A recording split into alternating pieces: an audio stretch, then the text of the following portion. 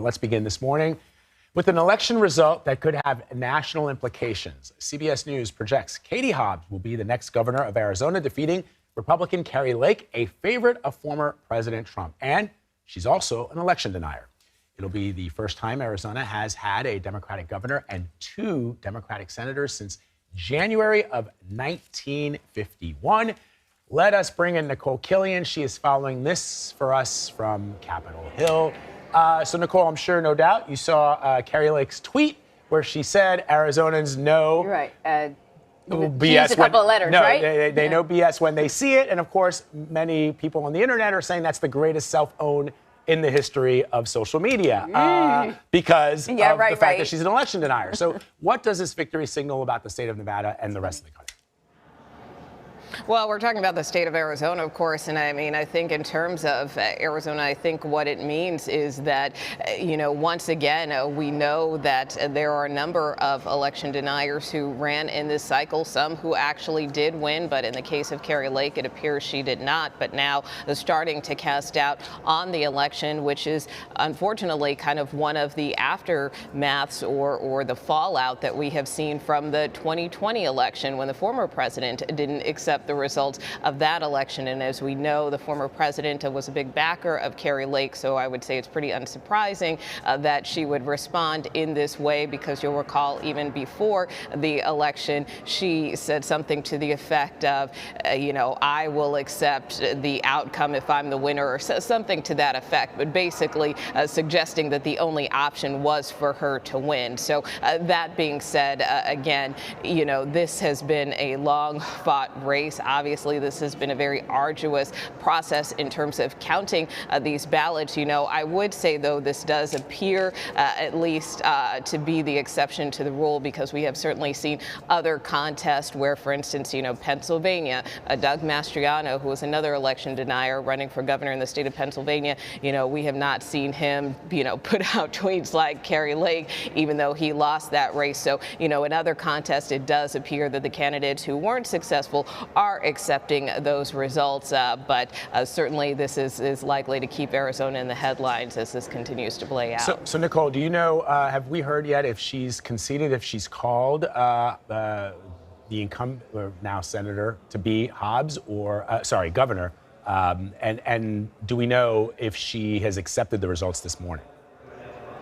Well, again, based on her tweet, it doesn't appear that she has, and unclear if she has contacted Katie Hobbs or not. Obviously, this call was relatively fresh in terms of, this all materializing over the last couple of hours as Arizona has been, kind of putting out more of its vote count, more specifically in Maricopa County. But again, that is something to watch going forward.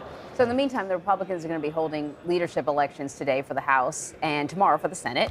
What's going on with Kevin McCarthy? Is his position secure? Well, I think he feels that it is. We know that he did speak with members yesterday during a candidate forum where he reportedly got a standing ovation. I mean, the speaker is really trying to, or the minority leader, I should say, is really trying to, I think, project unity going into this. I mean, this is just the beginning of his campaign for the speakership, which is something that he has made a play for before. But we know, according to sources, that in that meeting yesterday, he really did try to emphasize the importance of sticking together as a conference, telling members they don't give out gavels in small, medium, and large. We have the majority and we have the gavels. So obviously, CBS News has not called the House as of yet, although CBS News estimates that Republicans are poised to gain a narrow majority in the House. There are just still a few outstanding races that have to be called.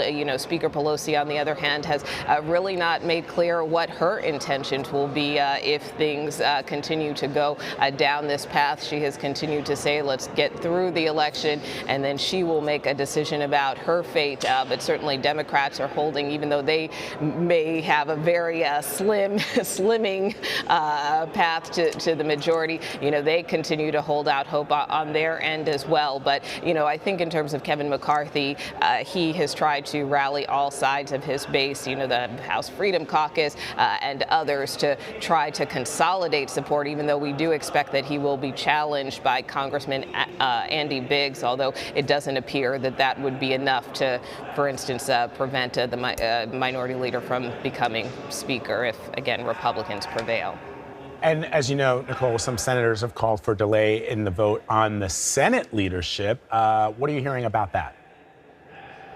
Well, we know that Senate Republicans will likely, Tuesdays are typically the day where lawmakers in the Senate have their policy lunches. It's an opportunity for them to talk about their priorities or kind of, whatever the issue of the week is confronting them. But in this instance, it is very likely that at least for Senate Republicans during their lunch, they will get a chance to air their grievances. Some senators, for instance, Senator Scott, Senator Johnson, and others have called for a delay because they feel that we should wait and find out the outcome of Georgia. We still have that outstanding race in Georgia that has gone to a runoff between Senator Raphael Warnock and GOP challenger Herschel Walker. So those senators are saying, why rush this? Let's see what happens. Now, granted, they'll still be in the minority even if Herschel Walker wins.